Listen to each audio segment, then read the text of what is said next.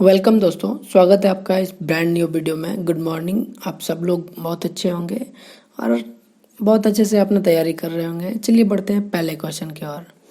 पहला क्वेश्चन है, sunshine vitamin है, मतलब कहना चाह रहा है कि सनशाइन मतलब सूरज के उगते हुए कौन सा विटामिन हम लोग को प्राप्त होता है। ठीक है ना। तो देखिए, ये फोटो पे पहले नज़र मत दौड़ाइए, पहले जान लीजिए विटामिन डी क्या होता है। ठीक है, इसका आंसर विटामिन डी है। विटामिन डी का सबसे बड़ा स्रोत सूर्य की रोशनी है और शरीर के लिए आवश्यक मात्रा का 95% हिस्सा जो है वो धूप सेकने से मिल जाता है। ठीक है ना। तो अब धूप सेकने पे ध्यान दीजिए, लड़की पे ध्यान ना दीजिए। अगला क्वेश्चन है, निम्नलिखित में कौन सा रोग संक्रामक है। मतलब कहा जा रहा है कि संक्रामक रोग मतलब छुआछूत वाला बीमारी नहीं होता है, हम लोग गांव में बोलते हैं ठेठ भाषा में छुआछूत। ठीक है ना। तो वही है कि छुआछूत वाला बीमारी कौन सा है, संक्रामक रोग जिसे बोलते हैं। तो इसका आंसर है डिप्थीरिया। ठीक है ना। देखिए बच्चों को, ये बच्चा गर्दन पकड़ के बैठा हुआ है, मतलब गर्दन में ये बीमारी होता है और ये जो है 2 से लेकर 10 वर्ष के बच्चों को ही होता है। ठीक है। और इसका ये मतलब नहीं कि 10 वर्ष के ऊपर नहीं हो सकता है, हो सकता है, लेकिन ज़्यादातर ये बीमारी 2 से लेकर 10 वर्ष तक के बच्चों को ही होता है। ठीक है ना। और इस रोग का कारण जो होता है वो एक बैक्टीरिया है जिसका नाम है डिप्थीरिया। ठीक है ना। और इसीलिए इसका नाम भी डिप्थीरिया ही रख दिया गया है। ठीक है ना। और ये एक जीवाणु के कारण होता है। ठीक। अगला क्वेश्चन है, निम्नलिखित में से विटामिन कौन सा है। तो 4 ऑप्शन दिया गया है, इनमें से आपको खोजना है कि विटामिन कौन सा है। तो इसका आंसर है फॉलिक एसिड। ठीक है ना। फॉलिक अम्ल जिसको हिंदी में बोलते हैं। देखिए, और ये कौन सा विटामिन है, इसका विटामिन है विटामिन B9। ठीक है ना।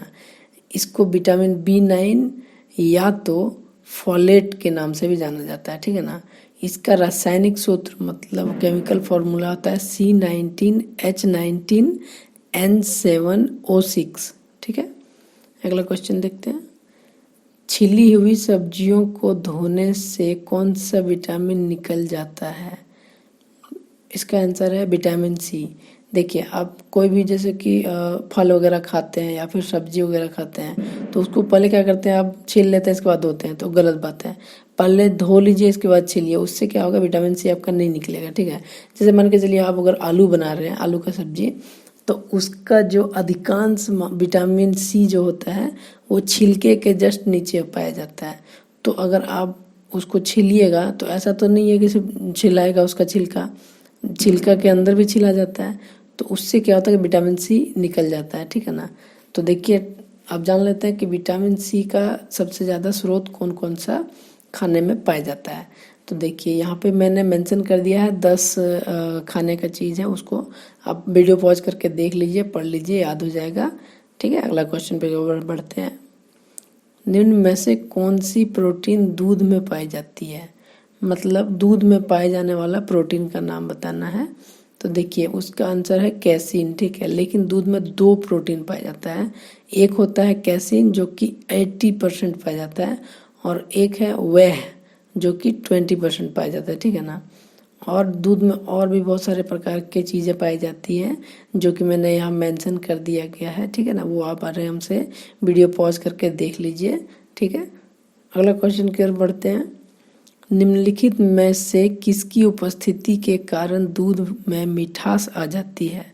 मतलब जैसे कि दूध पीते हैं तो उसमें थोड़ा सा मिठास होता है, तो वो किसके कारण आता है। ठीक है। तो इसका जो आंसर है वो है लैक्टोज। ठीक है। लैक्टोज के कारण दूध में मिठास आ जाता है। ठीक है ना। अब लैक्टोज मतलब अब लैक्टोजेन मत समझ लीजिए, वो तो कंपनी बना रही है। चलिए अगला क्वेश्चन, मनुष्य में कुल कितनी हड्डियां होती हैं। अरे ये बच्चा वाला सवाल कैसे आ गया। देखिए 206 हड्डी होती है, लेकिन आपको ये पता है कि 206 होती है एक वयस्क आदमी, जैसे कि अब 22 ईयर का जो हो गया, 18 साल के ऊपर हो गया, उसका हो गया 206 हड्डी होता है। लेकिन हम लोग जैसे कि कोई बच्चा जन्म लेता है, छोटा बच्चा होता है, तो उसमें कितना हड्डी होता है, ये अगला क्वेश्चन में हम लोग देखेंगे। देखिए अगला क्वेश्चन है, मनुष्य की खोपड़ी में कितनी अस्थियां होती हैं। अस्थियां का मतलब होता है हड्डी। ठीक है। मनुष्य की खोपड़ी में कितनी अस्थियां होती है, मतलब कितनी हड्डी होती है। तो इसका आंसर है 8, ठीक है। 8 उसकी खोपड़ी में होती है। लेकिन अगर पूरा चेहरा का भी बात किया जाए, चेहरा और हड्डी को मिला के, तो चेहरा में उसका 14 हड्डी होता है और खोपड़ी में 8, तो टोटल मिला के 22 हड्डी। अगर पूछा जाए कि गर्दन के ऊपर कितनी हड्डियां होती है, तो आप 22 टिक मारिए, ठीक है। दांत को इंक्लूड नहीं करना है, ठीक है। इसका पूरा मैंने विवरण दे दिया है। आप इसको वीडियो पॉज करके अगर पढ़ना चाहें तो पढ़ सकते हैं, याद हो जाएगा आपको। अगला क्वेश्चन देखते हैं। मनुष्य के शरीर में पसलियों की कितनी जोड़ें होती हैं? मतलब हमारे छाती में जो हड्डियां होती है उसको पसली बोलते हैं, ठीक है। तो वो पसली कितना जोड़ा होता है, मतलब जोड़ा का मतलब 2-2 की संख्या में कितने होते हैं, तो वो होते हैं आपका 12, ठीक है ना। 12 देखिए पूरा मेंशन किया गया है 12, ठीक है। तो ये जो 12 में से जो दो आपका जो होता है सबसे नीचे वाला वो मिला हुआ नहीं है, बाकी सब मिला हुआ। आप देख लीजिए यहाँ आराम से। इसके बाद सबका नाम दिया गया है, मेंशन किया गया है। अब वीडियो पॉज करके आराम से देख के पढ़ सकते हैं, ठीक है। अगला क्वेश्चन देखते हैं। मानव शरीर की सबसे छोटी हड्डी है, मतलब पूछा जा रहा है कि सबसे छोटी हड्डी कौन सा है हम लोग इंसानों के पास।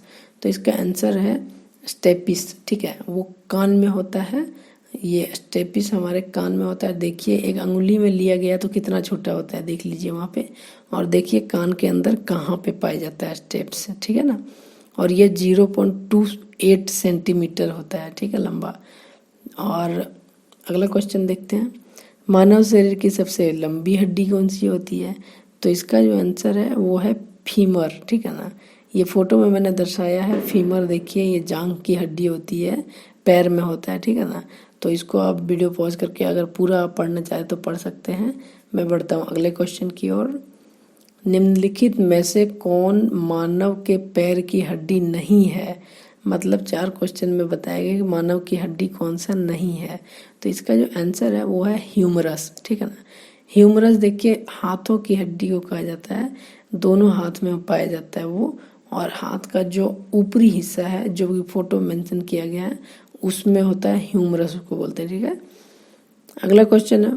मनुष्य के शरीर में पैर की हड्डी क्या होती है? मतलब खोखली होती है, कीलक होती है, संरंध्री होती है या ठोस होती है? तो इसका आंसर जो है वो देखते हैं। इसका आंसर है खोखली होती है। देखिए पूरा मैंने मेंशन किया है फोटो में, देखिए खोखली, मतलब थोड़े देख रहे हैं पूरा ये ठोस नहीं होता है, मतलब इसको इसीलिए टूट जाता है, ठीक है ना। इसलिए आप संभाल के चलिए कहीं टूट न जाए। अगला क्वेश्चन है।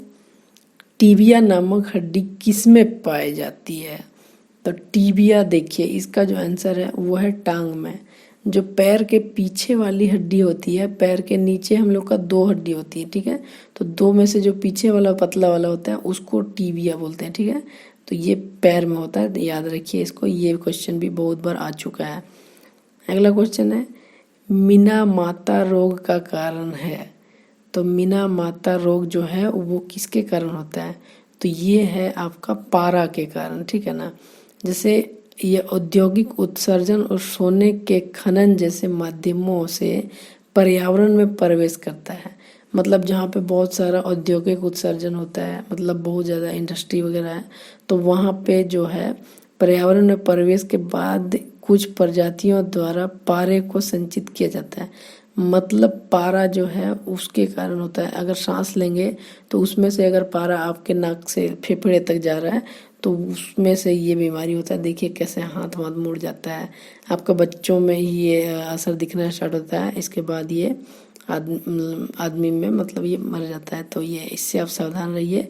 औद्योगिक जहाँ पे ज़्यादा इंडस्ट्री वगैरह वहाँ पे आप नहीं जाइए, ठीक है ना। अगला क्वेश्चन जो है वो आपके लिए है। शरीर की सर्वाधिक प्रबल अस्थि होती है? मतलब इसका आंसर आपको देना है। इसको मैं समझा देता हूँ। शरीर की सर्वाधिक प्रबल मतलब सबसे ज़्यादा ताकतवर कौन सा हड्डी है, ठीक है ना। तो ये आपको आंसर देना है कमेंट में, और कमेंट में आप आंसर दीजिए। आज के लिए बस इतना ही रखते हैं, और अगला क्वेश्चन जो होगा अगले दिन का वो कल फिर से देखेंगे। और आप अच्छे से तैयार कीजिए। हम डेली एक वीडियो पोस्ट करते हैं, आपको पढ़ने में आसानी होती है। ठीक है, जय हिंद।